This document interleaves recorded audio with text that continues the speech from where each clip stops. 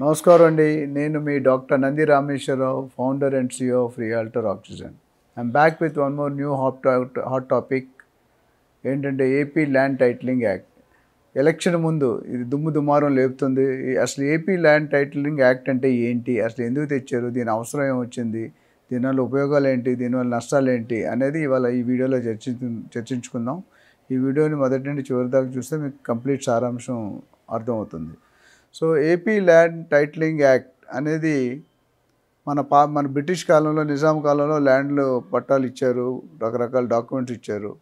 ఈ land titling act అనేది actual central government ఉన్నప్పుడు అక్కడ నుండి కంక్లూజివ్ సెటిల్మెంట్ అనే ఒక బాడీ, ఒక ఫామ్ చేసి అది ఒక బేస్ లైన్ గైడ్ లైన్స్ ఇచ్చి మీ స్టేట్కి అనుకూలంగా మీరు మార్చుకొని దాన్ని అమలు పరచండి అని సెంట్రల్ గవర్నమెంట్ వచ్చిన ఫార్మాట్ ఇది.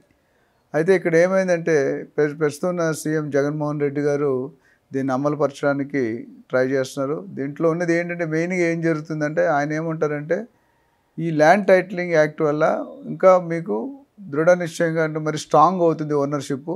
మీకు గవర్నమెంట్ తాలూకు ఇన్సూరెన్స్ క్లెయిమ్ చేసుకోవచ్చు ఏదైనా డిఫాల్ట్ అయినప్పుడు, ఫేక్ అయినప్పుడు అన్నీ. సో ఈ ప్రాసెస్ ఏంటంటే they are going to survey. నాకు తెలిసి 17,000 గ్రామాలు ఉన్నాయి. 17,000 గ్రామాల్లో 6,000 గ్రామాల దాకా సర్వేయింగ్ అయింది. ఇంకా 11,000+ గ్రామాల్లో సర్వేయింగ్ అవ్వాలి. సర్వేయింగ్ అంటే డిజిటలైజేషన్.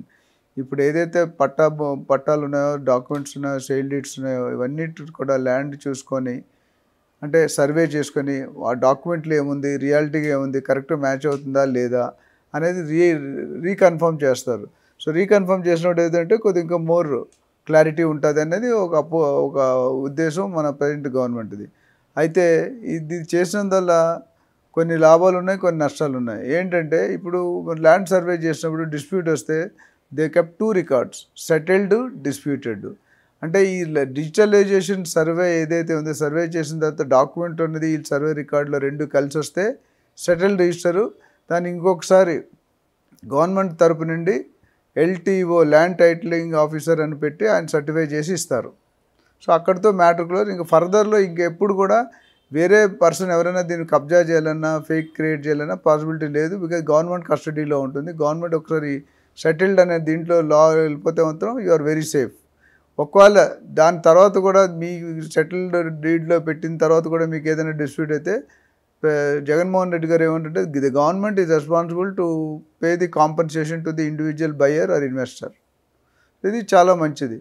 అయితే ఇది ఎంతవరకు వాస్తవం జరుగుతుంది అనేది తెలియదు. రెండోది LTAO, land title appellate officer. ఒకవేళ ఈ సెటిల్డ్ దాంట్లో రాకపోతే దాన్ని తీసుకెళ్ళి డిస్ప్యూటెడ్లో పెట్టేస్తారు. సో డిస్ప్యూటెడ్లో పెట్టారంటే అది చాలా ఇతర పరిణామాలు తీస్తుంది. దారి తీస్తుంది ఇతర పరిణామాలకి. ఎందుకంటే ఈ LTAOని అపాయింటెడ్ బై స్టేట్ గవర్నమెంట్. ఇప్పుడు LTOకి ఏ ఎలిజిబిలిటీ క్రైటీరియా ఇవ్వలేదు. అంటే వాళ్ళకి ఇష్టమైన మనిషిని ఎవరినైనా పెట్టుకోవచ్చు. దానికి అర్హత ఏంటి, ఎక్స్పీరియన్స్ ఏంటి, అవి ఏమి స్పెసిఫై చేయకుండా నాకు నచ్చిన పర్సన్ పెట్టుకున్నప్పుడు, నాకు సపోజ్ గవర్నమెంట్ ఏదైతే రూలింగ్ గవర్నమెంట్ ఉందో వాళ్ళకి నచ్చిన పర్సన్ పెట్టుకున్నారు అనుకోండి, సో వాళ్ళు ఫేవర్గా వర్క్ చేయొచ్చు. అవకాశాలు ఉన్నాయి. చేస్తారని 100% చెప్పలేం, చేసే అవకాశాలు ఉన్నాయి.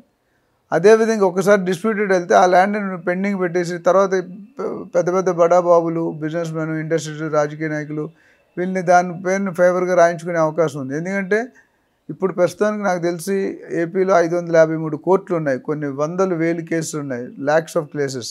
ఆల్మోస్ట్ నాకు తెలిసి 25 lakh hectares ల్యాండ్ కోర్ట్స్లో డిస్ప్యూట్గా నడుస్తుంది ఇప్పుడు కూడా. సో ఈ LTAO అంటే ఈ 553 కోర్టులు చేసే పని మండలాలకు పర్సన్ పెట్టేస్తే చేయగలుగుతాడా లేదనేది పెద్ద క్వశ్చన్ మార్క్. సో ఇది అపోజిషన్ పార్టీ వాళ్ళు అంటున్నారు. So 1 point. రెండోది ఇప్పుడు సెటిల్డ్లో లేకుండా డిస్ప్యూట్లోకి వేస్తే ఎవరైతే ఓనర్ అంటే ప్రాపర్టీ ఇండివిజువల్ ఓనర్ ఉన్నారో వాళ్ళు కోర్టులకు వెళ్ళడానికి, ఒక కింద స్థాయి కోర్టులకు వెళ్ళడానికి అవకాశం లేదని ఒక రూల్ పాస్ చేశారు. అంటే ఇప్పుడు అదేంటి, ఈయన చేతిలోని దాటిపోతుంది. ఎవరైనా పెద్దవాళ్ళు కానీ లేకపోతే కబ్జా చేసేవాళ్ళు కానీ నోటీస్ పడితే ఇది కాకుండా చేసే అవకాశం ఉంది. ఎందుకంటే ఇప్పుడు LTO కానీ ఇద్దరు కూడా రూలింగ్ గవర్నమెంట్తో అపాయింట్ చేయబడ్డ మనుషులు. సో వాళ్ళిద్దరు కూడా they can work in favour or work in favour of people. రెండు ఈక్వల్ పాసిబిలిటీస్ ఉన్నాయి. సో దాని మీద ఒక అపోజిషన్. ఇప్పుడు ఒకవేళ వాళ్ళు ఫేవర్గా వర్క్ చేస్తే కనుక మరి సామాన్యుడు పరిస్థితి ఏంటి, వాడు ల్యాండ్ భూమి కోల్పోవాలా, ఎందుకంటే దేశంలో ఉన్నవారు లేనివారు, అంటే ఉన్నవారు అంటే 2 కులాలు అంటున్నాను నేను. ఉన్నవారు ఒక కులం, లేనివారు ఒక కులం. ఉన్నవారు అంటే భూమి ఉన్నవాడు, లేనివాడు అంటే భూమి లేనివాడు. ఇది దీని అర్థం.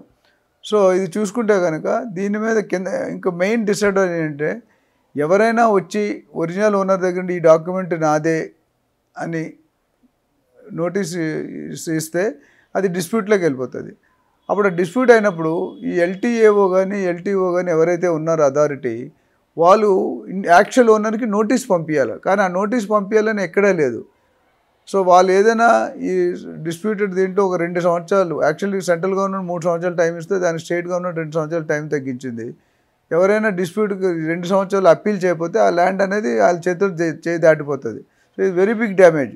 ఇప్పుడు ½ ఎకర్ ఉండొచ్చు, 10 సెంట్లు ఉండొచ్చు, 100 సెంట్లు ఉండొచ్చు, ఎన్నో రకాల సైజులు ఉన్నాయి. సో దాన్ని బట్టి మీరు చూసుకుంటే కనుక ఒక సామాన్యుడు ప్రజలకి సామాన్య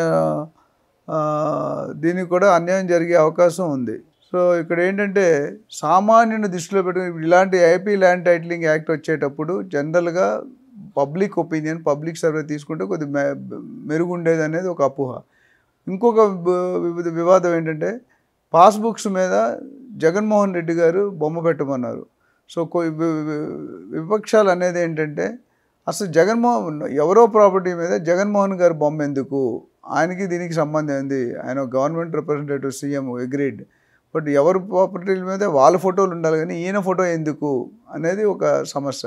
అదొకటి ఎలక్షన్ ముందు అస్త్రంగా తీసుకొని చీల్ చెండాలుతున్నారు అపోజిషన్ పార్టీ చంద్రబాబు నాయుడు గారు. అంటే ఆయన చెప్పింది కూడా ఏంటంటే ఆయన కానీ పవర్లోకి వస్తే కనుక రెండో సంతకం సీఎం అయిన నెక్స్ట్ సమయంలో రెండో సంతకం పెట్టేది ఈ ఏపీ ల్యాండ్ టైటిలింగ్ యాక్ట్ ఆపేయమని పెడతానని చెప్పారు. సో అదొక భరోసా ఇస్తున్నారు.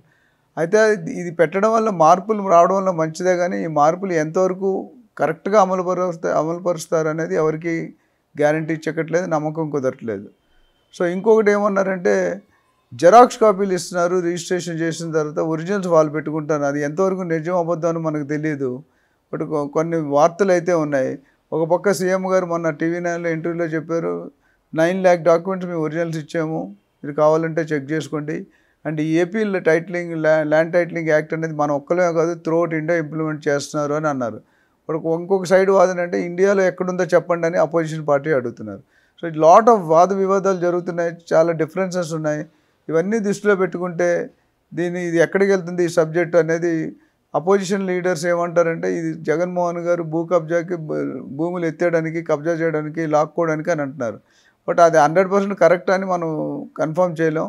ఆయన చెప్పే వ్యూ ఏంటంటే ఇప్పుడు ఏవైతే 30 రికార్డులు ఉన్నాయో, ఇప్పుడు ఏదైనా ఒక ల్యాండ్ చెక్ చేయాలంటే విఆర్ఓ కానీ, జాయింట్ కలెక్టర్ కానీ, తహసీల్దార్ కానీ, రకరకాల ఆర్డీఓ కానీ వీళ్ళందరూ కూడా పర్మిషన్తో పాటు ఒక్కొక్క డిపార్ట్మెంట్లో ఒక్కొక్క రికార్డు ఉన్నాయి. ఈ 30 రికార్డులో ఒక్క రికార్డు కూడా కరెక్ట్గా టాలీ కాకపోతే వీళ్ళు సర్వే చేసినప్పుడు ఆ ల్యాండ్ డిస్ప్యూట్లోకి వెళ్ళిపోతుంది. సో అది చాలా కీలకమైన పాయింట్ చేశారు ఏదైతే నోటిఫికేషన్స్ ఇచ్చారో. సో ఇప్పుడు ఎక్స్ అనేవాడు 30 రూల్స్లో బదులు ఒకవేళ 1, 2 లేకపోతే అది వేరే వాడికి చెందే అవకాశం ఉంది, అది డిస్ప్యూటెడ్లో పడేస్తారు. సో పడేసినప్పుడు ఒరిజినల్ ల్యాండ్ ఓనర్ ల్యాండ్ కోల్పోయే అవకాశం ఉంది. సో ఒకటి జెరాక్స్ కాపీలు అంటున్నారు, ఒకటి నోటిఫికేషన్ ఇవ్వట్లేదు, ఒకటి డిజిటల్ సర్వే అంటున్నారు. ఇవన్నీ సమస్యలు కూడా చాలా గందరగోళంగా అయింది. So maybe as a real estate analyst ఈ డాక్యుమెంట్స్ చాలా ఉండాలి, ఇంపార్టెంట్. అయితే చేసే ఐడియా అయితే మంచిగానే ఉంది, బట్ ఐడియా కొద్దిగా రీసెర్చ్ చేసి దాని ప్రోస్ అండ్ కాన్స్. ఇప్పుడు తెలంగాణలో కూడా ధర్నీ తెచ్చారు. ధర్నీలో కూడా కేటీఆర్ స్వయంగా ఒప్పుకున్నారు. ఒక మీటింగ్లో ఎక్కడో చూశాను న్యూస్లో. ధర్నీ అనేది ప్రాపర్టీస్ మంచిగా అవ్వడానికి తెచ్చాము, సింగల్ ఏలు ముద్రతో మీ ప్రాపర్టీ మీ చేతిలో ఉంటుంది అన్నారు.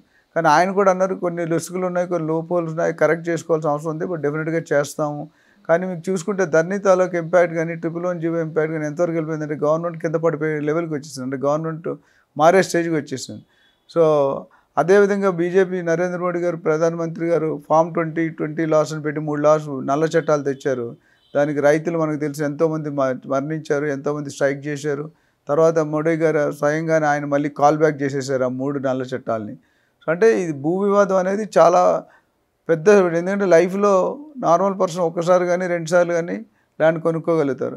అండ్ నా ఇల్లు నా ల్యాండ్ అనే సంతోషం ఇంకెక్కడ ఇవ్వదు. సో ఇవన్నీ దృష్టిలో పెట్టుకుంటే ఏపీ ల్యాండ్ టైటిలింగ్ యాక్ట్ అనేది చాలా సీరియస్ ఇష్యూ. దీని మీద మరింత ఎక్సర్సైజ్ చేయాల్సిన అవసరం ఉంది. సర్వే ఒపీనియన్ తీసుకోవాల్సిన అవసరం ఉంది. పబ్లిక్ ఒపీనియన్ తీసుకోవాలి. అట్లానే సెంట్రల్ గవర్నమెంట్ ఏమన్నారంటే ఇవన్నీ కూడా అమలుపరిచి అన్ని స్టేట్స్లో రెడీ అయితే అందరూ కలిసి ఒకేసారి ఇంప్లిమెంట్ చేద్దాం. ఇది ఒక మీటింగ్లో ధర్మాన ప్రసాద్ గారు ముందు మంత్రి గారు కూడా మాట చెప్పారు. ఇప్పుడు మేము ఇంప్లిమెంట్ చేయట్లేదు కాబట్టి మీరేం వరీ కావు. కానీ ఇంకొక పక్క ఇంకొక మినిస్టర్ ఇంకొక పొలిటికల్ రూలింగ్ పార్టీ ఆయన అంటారు ఆల్రెడీ ఇది 16 రిజిస్ట్రేషన్ ఆఫీసు ఎస్ఆర్ ఆఫీసుల పరిధిలో ఉంది అన్నారు. ఇక్కడికిక్కడే ఇంత కన్ఫ్యూజన్ ఉంది. సో ప్రజలు ఆందోళనకరంగా ఉండకూడదు అనుకుంటే మేబీ రూలింగ్ గవర్నమెంట్ కానీ అపోజిషన్ ఏ గవర్నమెంట్ అయినా ఒక కొత్త కాన్సెప్ట్ కొత్త పద్ధతిని తెచ్చేటప్పుడు డెఫినెట్గా వాళ్ళు దాన్ని పూర్తిగా క్షుణ్ణంగా పరిశీలించి ఒపీనియన్ తీసుకొని అది ముందుకెళ్తే చాలా మంచిది అనేది నా ఒపీనియన్. సో బట్ స్టెప్ నిజంగా అనుకున్నట్టు జరిగి ఆ సెటిల్డ్ డీడ్ కానీ డిస్ప్యూటెడ్ డీడ్లో కానీ చూసుకుంటే సెటిల్డ్ డీడ్లో ఉన్న వాళ్ళకి ప్రాబ్లం లేదు. బట్ డిస్ప్యూటెడ్లో ఉన్న వాళ్ళకి డెఫినెట్గా వాళ్ళు హైకోర్టుకి వెళ్ళాలి కానీ కింద కోర్టుకి వెళ్ళకూడదు అనేది పెద్ద తప్పు. ఎందుకంటే ఎంతమంది లాయర్లు అపాయింట్ చేసుకునే కెపాసిటీ ఉంది మన రైతులకు అనేది మనందరికీ తెలిసిన వాస్తవం. సో ఇవన్నీ కూడా మళ్ళీ ఒకసారి రీచెక్ చేసుకొని గవర్నమెంట్ దాన్ని మళ్ళీ ఇంప్లిమెంట్ ప్రవేశపెడితే మంచిదనేది నా ఉద్దేశం. సో డెఫినెట్గా ప్రజలందరికీ మంచి జరగాలి, గవర్నమెంట్కి మంచి జరగాలి అని కోరుకుంటూ ఈ వీడియో ముగిస్తున్నాను. Thank you.